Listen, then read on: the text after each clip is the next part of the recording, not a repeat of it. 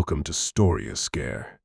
This video is about the craziest ghost stories told by celebrities on the Joe Rogan Experience. This is a collection of the strangest and most unsettling ghost stories told on the Joe Rogan Experience podcast.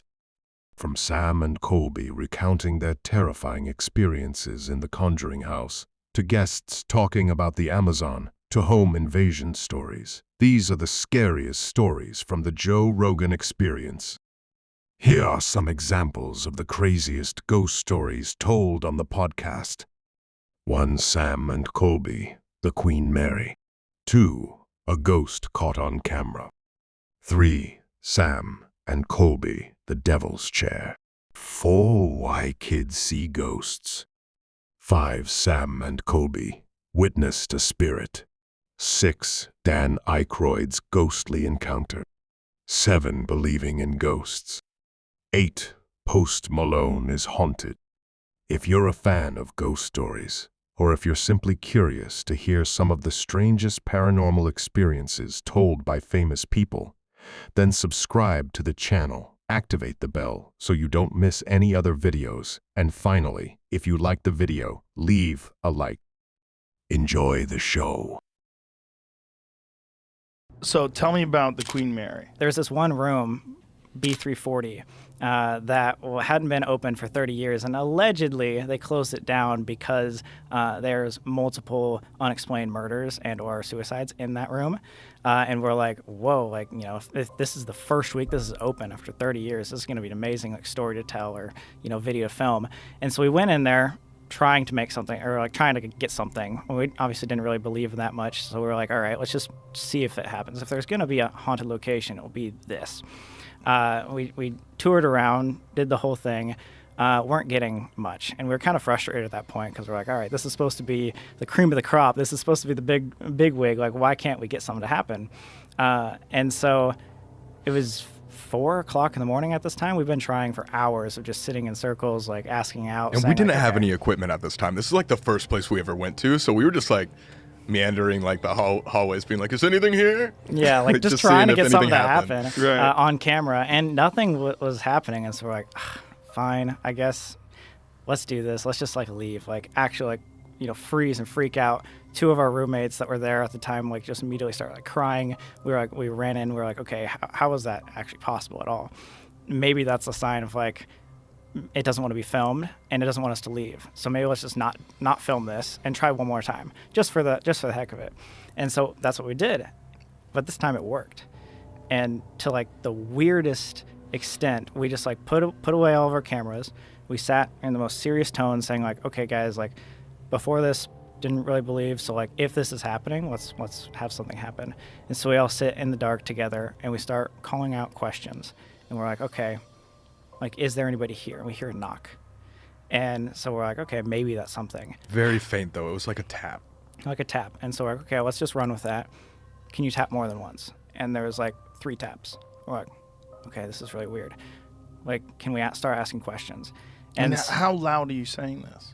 Like, is it possible that someone could have heard you from another room? That's what we thought. So going, like, we were talking probably like this, but then there was times where we talk like really quiet. And like, we tested everything. But so what we did is we decided let's ask questions using these taps. So we said tap once for yes, tap anything more than once for no. We had a yes or no conversation for 35 minutes with something that we cannot explain. Mm-hmm. And we did everything because we were skeptical at this point. Did you film any of this? We didn't think so. But apparently one of our friends, he's like super religious, was like, hey, no matter what, the entire night he was keeping an audio recording in his pocket. We had no idea. We had no idea that he was doing that. So nobody talked about it. So if there was something there, it didn't know either. Yeah, we had no idea he had pulled that out. Like, we genuinely were like, okay, no one's filming. We even say in this audio recording, like, no one's filming. Like, this is no bullshit. Like, everyone, please, like, be serious about this. And so we had this conversation back and forth, and we tried to trick it. You know, like, we would ask questions in different manners, like, okay, is there more than one of you? Yes. And then we'd say, are you alone? And it would say no. Back and forth, trying to get this thing, and the story kept straight the entire time. And we were like, okay, come on, there could be someone like screwing with us. This is like on, you know, the news of being like haunted place. Yeah. Like, what's going on? Well, what was crazy about it too is all the knocks, they weren't just coming from one section. That would make sense if like maybe something outside was like tapping. These knocks would be like below us and then above us to our sides. Some would be louder than other ones. We went out to the hallway a couple times and we realized that we were like the last room besides like this like utility room to our left. And obviously we had like basically that whole like floor to ourselves as well, since it was super late. Yeah, and then like sometime in the middle, we were like, okay, like let's like ask a question under our breath. Yeah. Like, okay, like this thing does not want us to leave. And at that moment, the entire floor shook. Boom. Like we were all like, oh my God, what was that? Was Or you could feel the vibration in your feet. crashing on the ship or something? It was huge. And so we're like, okay, so this thing doesn't want us to leave. And maybe we should just like ask questions under our breath for the rest of the time, just so we know it's not some employee, it's not someone like screwing with us the entire time. So fast forward to the very end, we were like, okay, we've had a bunch of conversations. At this point, we really believe if this is truly something, I want to know something about something deeper than just yes or no questions, or just like something silly of like how many people are here. So I decided, let's ask about religion. And I ask out, is there a heaven? And it knocks 3 times, meaning no. And at that point, our 2 religious friends that were there like immediately jumped up and said, we have to leave right now. We had no idea We're why. like, why? What's going on? Like, I'll tell you in the car, like, dude, like, just don't look back. Let's go. Let's leave. And so we walked out. We left. We got all the way to the car without anyone saying anything. And as soon as we got in the car, we're like, what's going on? Like, why do we have to leave? He's like, well, in the Christian religion, anything like demonic or evil is supposed to, like, basically disprove that there is a heaven in order, you know. And so what they were saying is like, we don't think this is some like spirit or something paranormal there. We think it was something that was trying to lead you away from heaven or Christianity. Demonic territory type thing. No, that it has a difference. And then, you know, if you want to go further and talk about the ghosts that show up, let's definitely show you the picture of my ghost. You have a picture of a ghost? Didn't I show you that? I don't. Did I ever show you that, Jamie? I don't think so. No? You have a ghost? I have a ghost. Where? Your house? I apologize if I'm repeating myself. I don't know if you are. I don't remember the All story. right. But I'm. I got one of those Nest cameras. Oh, the Nest cameras captured a ghost. Those, yeah. And I was at the Comedy Works in Denver. And the ghost And comes with you to Denver? He opens for me. You know, you want an opener that you can trust. Yeah. And I got an alert on my email the first time, like if it senses movement, it alerts you. And I open it up and there's my dog, Bella, just in the thing. I'm like, this is so cool. I'm just like, I'm in Denver and I'm looking at my office. And I thought, wouldn't that be a cool beginning of a horror movie if you get an alert on your phone and back at home there's a guy just staring in the camera of Jesus right? Christ. That's a good premise for a movie. So then as I'm saying that to my opening act, who wasn't a ghost, I get another alert, and then this comes up. Oh yeah, you can see it up there. Okay. Why do you have a picture of Chris D'Elia on your wall? He's obsessed with Chris D'Elia. We just found out. Look at that, bro. That's D'Elia. Chris, keep away from Tom. Something you might not know. I love D'Elia, but that's George Carlin. That's a man with a wrench. Yeah, or a man in a trench coat with an Uzi. This is 10 o'clock at night. The only people home are my wife and my daughter. This is on the 2nd floor. There is no shadow coming in the thing. It's a ghost. That's a legit You don't think ghost. that's a person? That's not a person. For sure. My wife is the only one in the house. And you think that's a gun in his hand?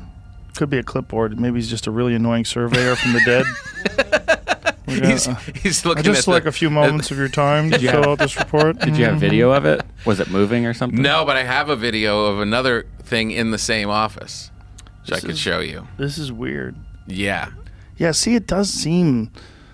It seems like, the light is behind him, right? Like the outside right edge of it is sort of highlighted, like there's a light behind him. Mm-hmm. Doesn't look like a gun, though. It is weird. So have you ever had an experience that you could say you think is probably a ghost that caused that? How old But is like it? poltergeist, Right, it's over an Indian burial ground. you never know. Dun, dun, dun. You never know. So in Zach Bagans' museum, one of the most haunted, if not the most haunted object in the whole museum, I don't know if you saw it, probably did, the Devil's Rocking Chair. Yes. There it is. So we So you sat in actually it? were able he gave to us sit- permission. We were the first people besides him and his team to sit in this chair. Yeah, so basically that was the only exhibit that he's ever had to close Look at those girls. down. They're terrified. No. Look at their faces. Look at their Look at their So- faces. so that looks scared. so real. They're like, why did you bring us here? Were We they feel with so- you guys? Yes. Yeah. Oh my god. Yeah, he had to shut down that museum or that exhibit specifically because a lot of people were like complaining about, getting nauseous or throwing up or something like that. That's apparently the only artifact that he had to close off in that museum. But for some reason, he was like super nice to us and was like, guys, besides me, no one's sat in there since the exorcism that had occurred on that chair. So if you guys want to, you guys can sit in it for the first time ever. And that was one of those times, like, we're down to push the limit and stuff like that. But that was one of those times that I actually, like, gather myself and be like, we can do it. Like, let's figure this out. Let's, like, not actually, Yes. like, overthink about it. So what are you talking to? Like when you're saying you've gone too far, like you have headphones on and you have your blindfold on. Yeah. That's So what's method. going on? So this is one of like our favorite experiments. It's called the Estes method. It relies on the theory that if you take away certain senses, other ones are enhanced. And so there's this thing called a spirit box that like shuffles through different radio frequencies. And what I'm doing is I'm like focusing on like whatever it says, and I can't hear the questions that Colby and What are other you? people. You're hearing something in your ears? Yeah, where I'm hearing radio static basically. It's going. Shh. Hello. Really, Like, really. Every once in a while, we'll break into a radio station where it'll be like a song or something that like will be something saying or like just a word will pop out. But mostly you just hear static. And these are like noise canceling headphones, and I can't see what they're saying. So it's basically Because like, you're blindfolded. You have this thing on. It's static, and occasionally sounds come through that are words. correct. And so you're just repeating those words. Well, so I'm like watching him and I'm asking questions out, and whatever's there is supposed to use the Estes method or like use Sam basically as the vessel to The speak out. conduit of. So, these. for example, I'd be like, are you here right now? And then he'd be like, yes, over there, or something like that. And so you're But in there's no way this of him. haunted rocking chair, Yeah. and you're using this method with blindfolds on and the earplugs. Yeah, basically to sensory deprive myself so that no matter what, I couldn't be just faking an answer and hearing what he said and say Right. something random. So the theory is, yes, there will be other random words that happen because it's radio frequencies.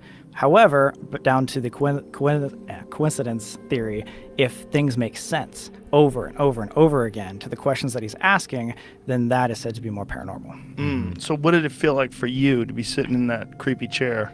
So during that, it was a whole different world. But what was really, really interesting is, like Colby said, after doing this a lot, like it takes a lot for us to have a physical reaction. Although, yes, I was definitely terrified because of all the lore and the stories that were being told all up until this point. The guy telling us 100 times, no one has ever done this before. You're about to be the first. It's terrifying. But sitting down on that chair for the first time, I think ever, gave me a feeling of almost being paralyzed. I don't know if you've ever been like hypnotized. Have you ever been hypnotized? Yeah. So the feeling of being in hypnosis was almost immediate as soon as I like sat down there. Not when I was doing that like experiment, but prior to that, where I couldn't necessarily feel my legs as much. And yes, like if you gave me, like ultimatum, if you have to stand up right now or you're gonna die, I could stand up. But like if you've been under hypnosis, it's like this pressure that you probably shouldn't do this, or that your mind is being swayed to do something else. And to me, that pressure was don't stand up. So Be you felt here. like you're under a spell. Yeah. And like the same thing with hypnosis. Like I've been hypnotized before, and like I said, if everything in my being wanted to stand up, yeah, I can stand up, or I can not listen to like what's happening. However, if you allow yourself to like feel that, the feeling was paralyzing. And like I like run a lot, so I always like use this as an example. It felt as though within seconds of sitting down on that chair, I had run 5-10 miles. Like it felt like I was sore and like my legs were like real, you know, like that, like almost like sluggish feeling to like your muscles after like a big workout. That's what I felt almost immediately. Theater ghosts are some of my favorite. In theaters? When you go, right? When you go perform in these theaters and you talk to the people, I always ask, do you have a ghost? Mm-hmm. Yeah. There was a little boy, I was in, where was I? Oshkosh. And there was an old theater, and the guy who runs the theater said, you know, there's legendary, they keep talking about, there's like 3 ghosts in the thing, and they were having a cocktail party upstairs in this like cocktail lounge off the balcony. And his son, this guy's son, ran into the balcony, and he's talking with people. He goes, I got to go get him. And he goes in there, and the kid's leaning over the balcony, talking to the stage, having a conversation with someone. He's like, yeah, no, this is my dad. What? He wants us to go down there. Who wants us to go? That guy. He wants us to go down there. And there was no one down there.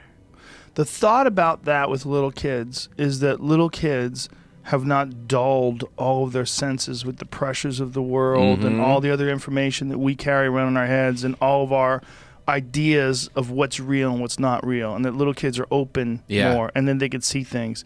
Well, Flea from the Red Hot Chili Peppers was talking about that with his son, that his son is like, I think it was Flea. Yeah. But his son is like tuned in to spirits in a way, and that he was looking at it was like, maybe it's that these kids are not, like maybe we all have that in us, but it's blunted by pressures and life and the lack of sleep and responsibilities and relationships and work and fear and everything, and it's just, and also like we define how the world is, right? We get it in our head that these are the parameters for the world. This is how the world works, and that's it, and go to work and fucking button up your fucking sleeves. And right, there's my beliefs. Yes, my belief system is going to carry me through. I mean, this is what it is. It's a fact. It is. There's so many things that we've seen that are like, okay, that makes me want to inch a little closer or try it again or do it again. You know, there's that like, you know, spark of like, oh, I cannot explain how that happened. What's the most profound one that you guys have experienced? I mean, besides Queen Mary? There's both like in like individual experiences that have been insane. Like for me, for example, I went in Texas, actually, there was a spot called Bowers Mansion. I don't know what city it was in. It was a small town in Texas.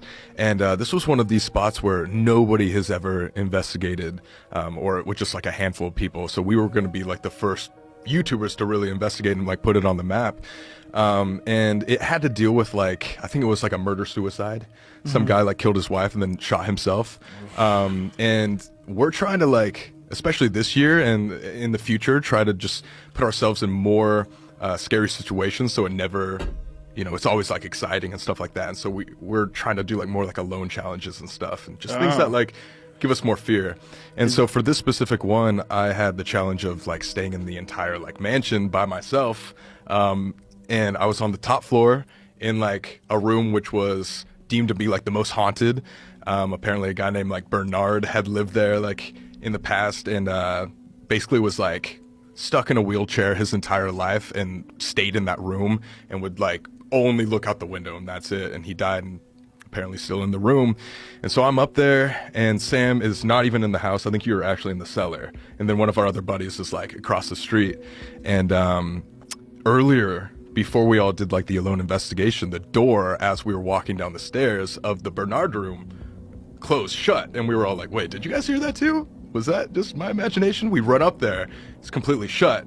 And so we obviously propped it back open, but since I knew that had happened before, I was just up there like asking questions to Bernard, and I was just like, all right, Bernard, if you're really up here, why don't you slam this door right behind me like you did for us earlier? It's just me and you. Do it. And sure enough, like the door slammed right behind me. It's like right when I turned. So you're alone in this mansion. Yeah. And you're talking to ghosts. Yeah. And you're asking the ghost to slam the door, and he slams the door. And he slams right behind me. And you're sitting there going, what the fuck? Not sitting there. Instantly. Not sitting there. Like I went into tears. Like, and it's all on camera. Like, I've never like gotten like super emotional like from going to these like haunted places, but it brought me to tears where I just immediately started walking, and of course, like, this is our job. Like, we want this stuff to happen. Right. But I've never had, it was almost more of like a jump scare that was startling than anything, because it was right behind me. With the haunted farmhouse, and I've got Is a it book haunted? for you. Well, let me say that there's residual energy from the people who've lived there in the past. So you hear footsteps and voices and creaks and doors closing and that, and many people have had experiences in it. So there's a Michael, reason come why on. people don't want to live in a house where people were murdered. No one was killed in that farmhouse, but Right, many people passed there. But even that that weirds people out. But absolutely, if you have a house where people were murdered, and this is why there's laws, you have to divulge. I did. I had to divulge.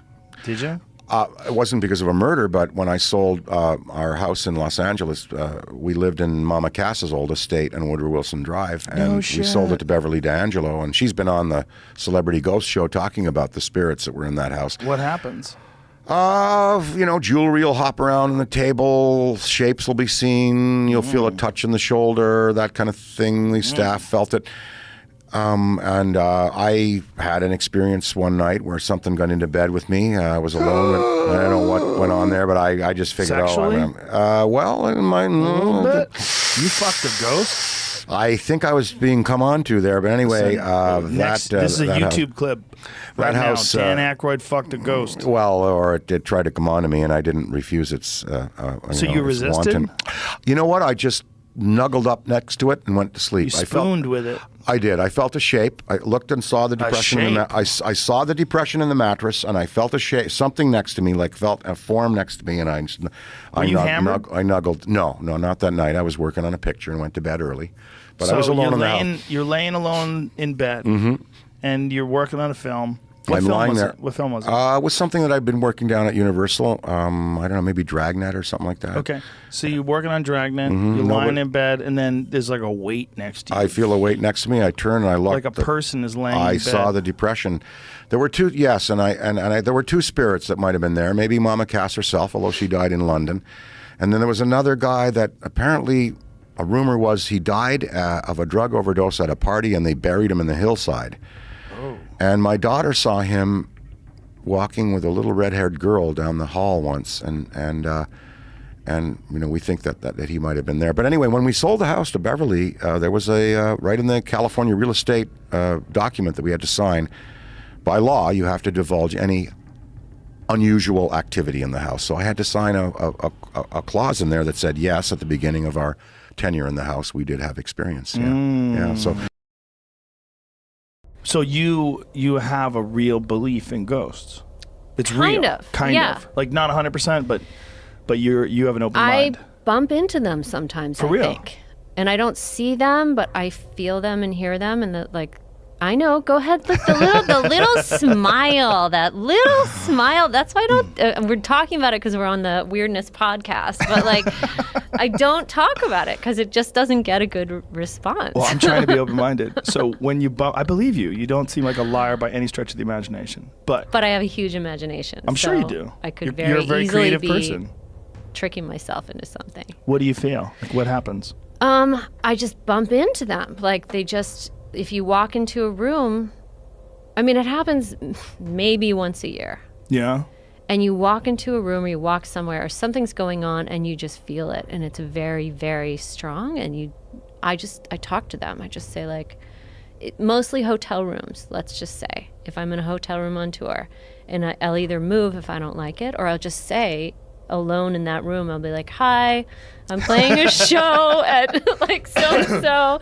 I'm only here for 2 days, but I really need to get some sleep. You can come to the I tell them they can come to the show if they want. Oh, that's hilarious. I'm like, this is what I do for a living, and I try to hear and think what they do for a living. I would be psyched if I was a ghost and I found you. I'm like, this chick's cool. She's gonna invite us to a show.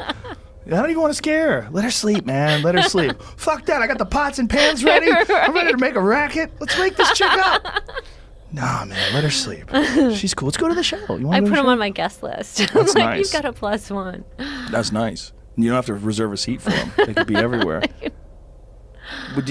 Obviously, you have an active imagination. And do you think that maybe you're mind fucking yourself at the time? Like when you're talking out loud, are you doing it because it's comforting? Because you enjoy it? Probably, but if you asked me on a lie detector test whether I think I really encountered something, I'd say yes. Whoa.